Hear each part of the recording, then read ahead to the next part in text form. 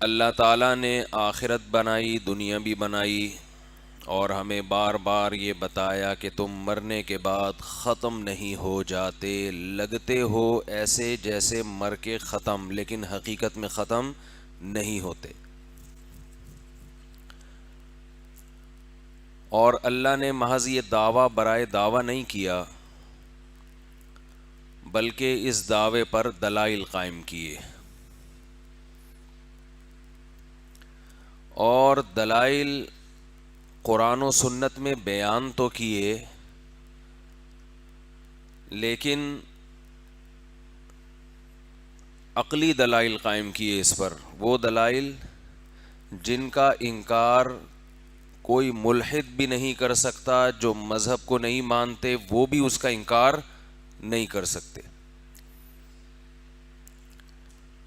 اور بتایا کہ تم مرنے کے بعد ختم نہیں ہوگے، بلکہ ایک جہاں سے دوسرے جہاں میں ٹرانسفر ہو جاتے ہو۔ اس بارے میں لوگوں کے مختلف مذہبوں کے بہت سارے مختلف نظریات تھے، پہلے سے چلے آ رہے تھے۔ کچھ کہتے تھے جسم ختم ہوتا ہے، روح ختم نہیں ہوتی، روح پھر بھٹکتی رہتی ہے۔ کچھ کہتے تھے کہ روح بھی مر جاتی ہے، بس ان ہی الا حیاتنا الدنیا، صرف دنیا کی زندگی ہے، اس کے بعد ختم۔ کچھ کہتے تھے کہ ایک جنم سے ہم دوسرے جنم میں ٹرانسفر ہوتے ہیں، جیسے ہندو کہتے ہیں۔ بہرحال جتنے منہ اتنی باتیں۔ یہ ایک بہت بڑا مسئلہ ہے کہ جب آپ کو کسی چیز کا انکار کرنا ہوتا ہے، کسی کے دعوے کا، تو آپ یہ کہتے ہیں یہ لوگ تو آپس میں ہی متفق نہیں ہیں، تو یہ ہمیں کیا ٹھیک کریں گے۔ یہ بڑا مسئلہ آج کل چل رہا ہے۔ مثلاً جو لوگ مذہب کو نہیں مانتے، خدا کو نہیں مانتے، وہ یہ دلیل دیتے ہیں کہ یہ مذہبی لوگ تو آپس میں ہی کسی بات میں متفق بولو نہیں ہے، جو خدا کو ماننے والے ہیں ان کا آپس میں بھی اتفاق نہیں ہے۔ پھر جو آسمانی مذہبوں کو مانتے ہیں، پیغمبروں کو مانتے ہیں، وہ خود آپس میں لڑتے ہیں۔ موسیٰ علیہ السلام تک یہودی مانتے ہیں، عیسائی حضرت عیسیٰ تک، لیکن یہودی حضرت عیسیٰ کو نہیں مانتے۔ پھر مسلمان محمد صلی اللہ علیہ وسلم کو بھی مانتے ہیں، مگر یہود و نصارہ دونوں مل کے محمد صلی اللہ علیہ وسلم کو نہیں مانتے۔ تو کہتے ہیں پہلے آپس میں تو متفق ہو جاؤ۔ تو یہ آپس کا اختلاف اس بات کی دلیل بنایا جاتا ہے کہ جب یہ آپس میں ہی کسی ایک بات پر متفق نہیں ہیں تو ہمیں کیوں گائیڈ کر رہے ہیں؟ اس کا مطلب سب غلط ہیں۔ اس کا مطلب کیا ہوا؟ سب غلط ہیں، لہذا کوئی خدا نہیں، کوئی رسول نہیں۔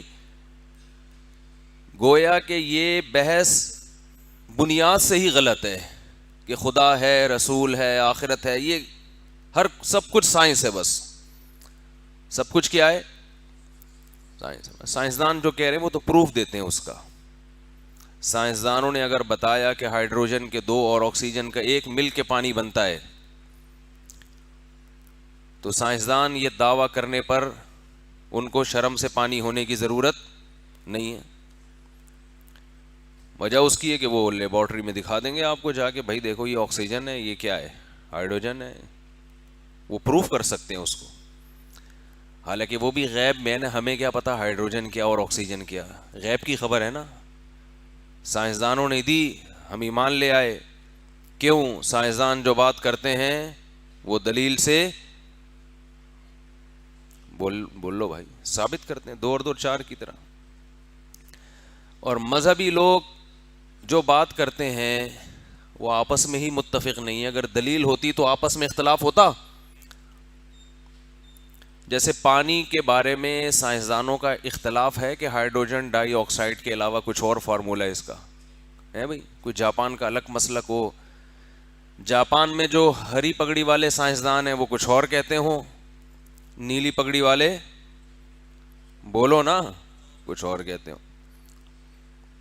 گلابی والے کچھ اور کہتے ہوں.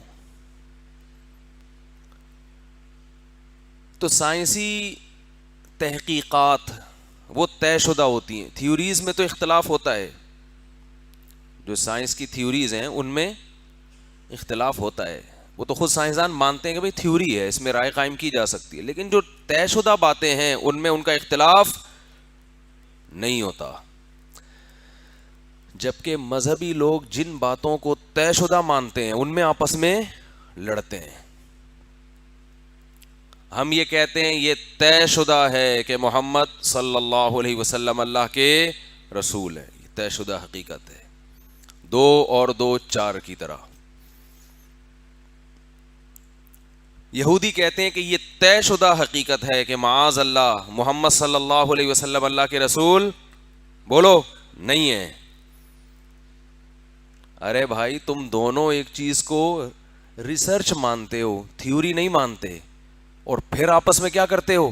اختلاف. تو اس سے تو یہ پتہ چلتا ہے کہ یہ طے شدہ حقیقت ہے ہی نہیں. میں جو کہہ رہا ہوں میں سمجھا پا رہا ہوں؟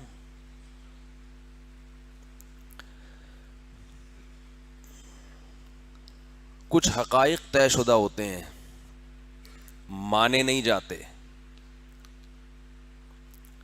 دیکھو علماء بیان کرتے ہیں پہلے فلسفہ بہت پڑھایا جاتا تھا، اب وہ یونیورسٹیوں سے جو اس طرز کا فلسفہ ہے شاید پڑھایا جاتا ہو، لیکن ہمیں کوئی ایسا فلسفی ملتا نہیں ہے. لیکن ظاہر ہے ہم نے کوئی ہر جگہ جا کے ریسرچ بھی نہیں کی ہے. دلائل کی نا 2 قسمیں ہوتی ہیں. کچھ دلائل ایسے ہوتے ہیں جس کو بدیہی کہا جاتا ہے، بدیہی، جس کا انکار کرنا آپ کے لیے ممکن ہے ہی نہیں. مشاہدہ،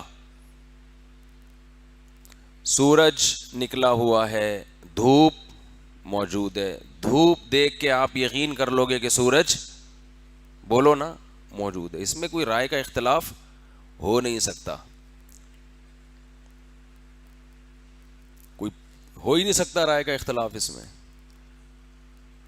اب اگر روشنی ہے، دھوپ کی روشنی ہے، اس روشنی کو دیکھ کر وسیم بھائی یہ کہنے لگے کہ رات کے 12 بج رہے ہیں، میرا یہ دعویٰ ہے، اس میں کوئی اختلاف ہوگا کہ یہ غلط بول رہے ہیں؟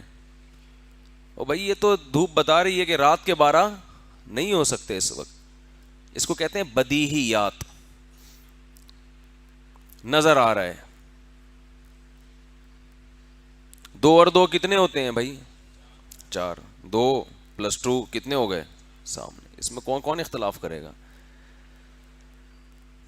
کچھ دلائل ایسے ہوتے ہیں جن کو نظری کہا جاتا ہے، اس میں تھوڑی سی کھوپڑی استعمال کرنی پڑتی ہے.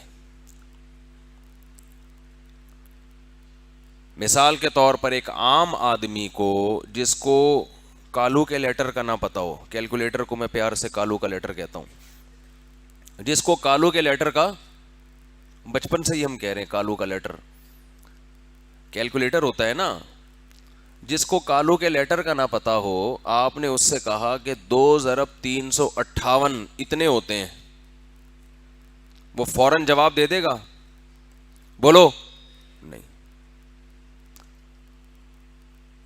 وہ یہ کہہ سکتا ہے بھائی ہو سکتا ہے ہوتے ہوں، ہو سکتا ہے نہیں ہوتے ہوں، مجھے کیا پتا بھائی.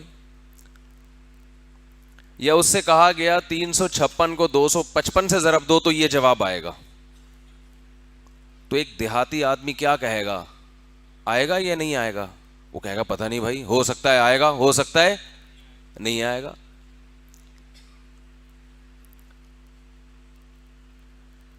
اب جس چیز کا عملی زندگی سے تعلق نہیں ہے تو کوئی گنوار دیہاتی اس کے جواب کی فکر میں نہیں پڑے گا.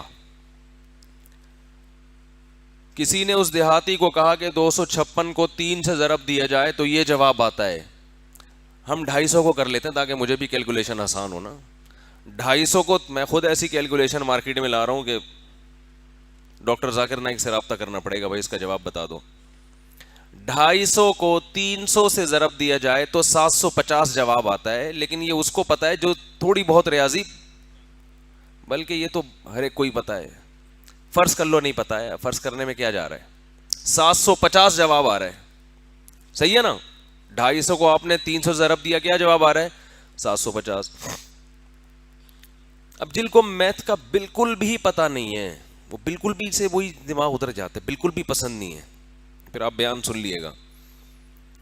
تو جس کو اس کا نہیں پتا نا, آپ کو سمجھ میں آ گیا میرا خیال ہے. بالکل بھی پسند نہیں.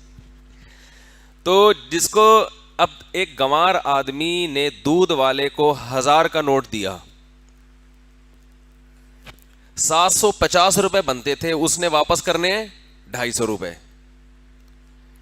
تو اب جب وہ 250 روپے واپس کرے گا, تو جس کو میتھ کا پتا ہے کہ میں نے 250 کی 3 تھیلیاں خریدی ہیں کسی بھی چیز کی, تو وہ فوراً چپکے سے 250 روپے لے کے گھر چلا آئے گا.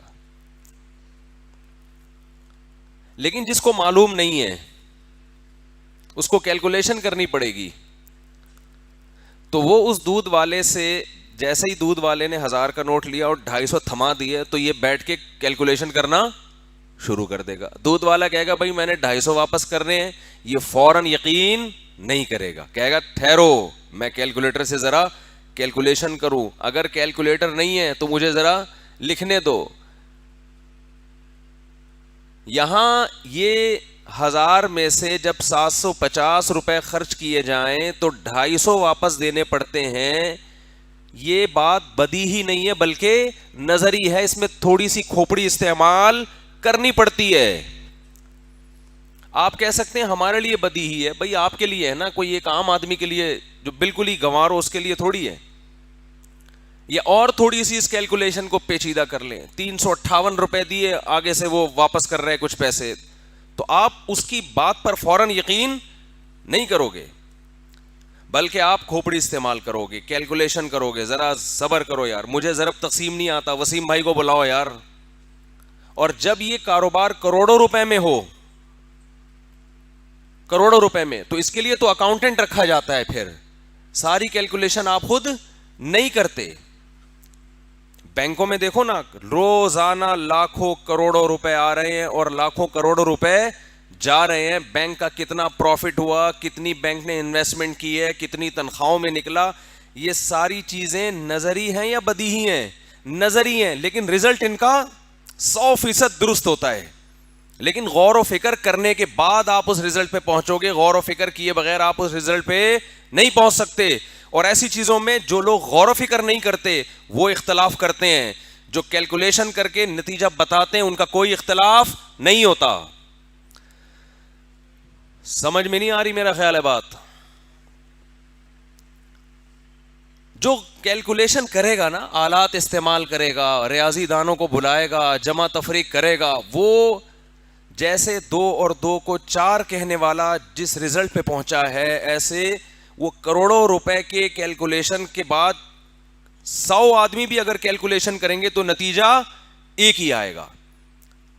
اب یہ بدی ہی نہیں ہے, یہ ہے نظری, غور و فکر کرنا پڑتا ہے.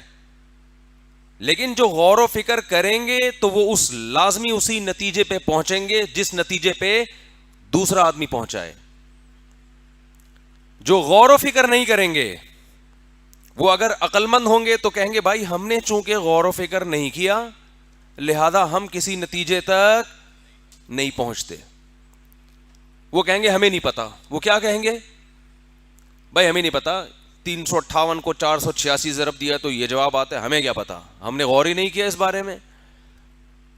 اور جن کے مفاد پہ زد پڑ رہی ہوگی وہ انکار کر دیں گے کہ یہ جواب غلط ہے. بھائی کیسے غلط ہے, دلیل دو. آپ نے کیلکولیشن کی ہے کہ ہاں کی ہے. اب اس کیلکولیشن کو چیک کرنے کے لیے بھی تو کوئی اکاؤنٹنٹ چاہیے نا. تو جس دلیل سے اگر آپ کوئی دعویٰ ثابت کر رہے ہیں تو اس دعوے کو ماننے میں جس کے مفاد پہ زد پڑتی ہے نا, جس کے مفاد پہ زد پڑتی ہے, جس کو خواہشات قربان کرنی پڑتی ہیں, جس کے زندگی کے مزے کرکرے ہوتے ہیں, وہ لوگ تو ایسے دلائل میں اختلاف کرتے ہیں جن کے مفاد پہ زد نہیں پڑتی وہ آنکھ بند کر کے مان لیتے ہیں. محمد صلی اللہ علیہ وسلم کی نبوت اور اسلام کا برحق ہونا یہ نظری تو ہے, لیکن جو بھی غور و فکر کرے گا, دلائل کے تانے بانے ملائے گا, وہ لازماً اس نتیجے تک پہنچے گا کہ اس میں رائے کا اختلاف نہیں ہو سکتا. تبھی تو قرآن یہود و نصارہ کے بارے میں کہہ رہے کہ یہ جو رائے کا اختلاف کرتے ہیں اس لیے کہ انہوں نے اپنی خواہشات کو خدا بنایا ہوا ہے. اسلام کو ماننے سے ان کے مفادات پہ زد پڑتی ہے. شریعت کا اصول ہے, بلکہ پوری دنیا کا اصول ہے کہ ایسے آدمی کی گواہی قبول نہیں ہے کہ جس کے مفاد ہوں اس شخص کے حق میں گواہی دینے سے. زید اور بکر کا مکمکا ہوا ہے آپس میں. زید نے کہا کہ عدالت میں میرا کیس چل رہا ہے, عدالت میں میرا کیس چل رہا ہے, 1 کروڑ روپے کا کیس ہے, میں جیت گیا نا تو آدھے تیرے. اور زید گواہی کے طور پر لے گیا بکر کو. بکر گواہی دے گا نا زید کے حق میں. عدالت کو جب پتہ چل گیا اگر کہ ان دونوں کی آپس میں طے ہوا ہے معاملہ ان کا آپس میں کہ یہ جیت گیا تو 50 اس کو دیں گے, تو عدالت اس کی گواہی قبول کرے گی؟ کبھی قبول نہیں کرے گی.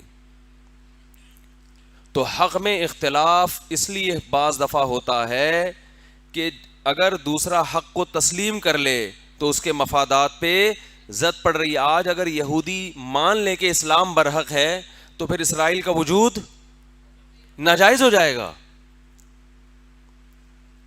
آج اگر دنیا کے غیر مسلم ریاستیں اسلام کو مان لیں کہ برحق مذہب ہے تو پھر ان کے جو اپنے آئین ہیں وہ کالعدم ہو جائیں گے. بتاؤ, آج امریکہ مان لے کہ میں مانتا ہوں خدا ہے اور خدا نے محمد صلی اللہ علیہ وسلم کو بھیجا اور اسلام برحق ہے, تو سوال پیدا ہوتا ہے پھر آپ اسمبلی میں قانون سازی کیوں کر رہے ہو؟ پھر اس خدا کو مانو نا, اس نے جو قانون بنایا ہے. وہ تو زنا کی اجازت نہیں دیتا, وہ تو شراب پینے کی اجازت نہیں دیتا. مانے تو سارا سسٹم کیا ہو جائے گا؟ ختم. تو 2 اور 2 4 کی طرح اللہ نے اپنے نبی صلی اللہ علیہ وسلم کی نبوت کے دلائل اس آفاق میں پھیلا دیے ہیں, مگر یہ دلائل بدیہی نہیں ہے, نظری ہیں. وہاں نظری ایسے ہیں جو بدیہی سے بھی بڑھ کر ہیں, لیکن ہے نظری, غور کرنا پڑتا ہے. جو غور کرے گا وہ نتیجے تک پہنچے گا, جو غور نہیں کرے گا وہ ساری زندگی گمراہیوں میں ٹھوکریں کھاتا رہے گا. اور غور کرنے کے بعد نتیجے کو تک پہنچیں گے تو سب مانے گا وہ جو اپنی خواہشات کو ایک طرف رکھ دے, ورنہ درست نتیجے تک پہنچنے کے بعد بھی اس نتیجے کو مانے گا نہیں اس کو. آپ نبی صلی اللہ علیہ وسلم کی تعلیمات کا مطالعہ کریں, آپ کو آج بھی اسلام کے پیرالل دنیا میں کوئی قانون نظر نہیں آئے گا. اس کے ہم پلہ ہے نہیں.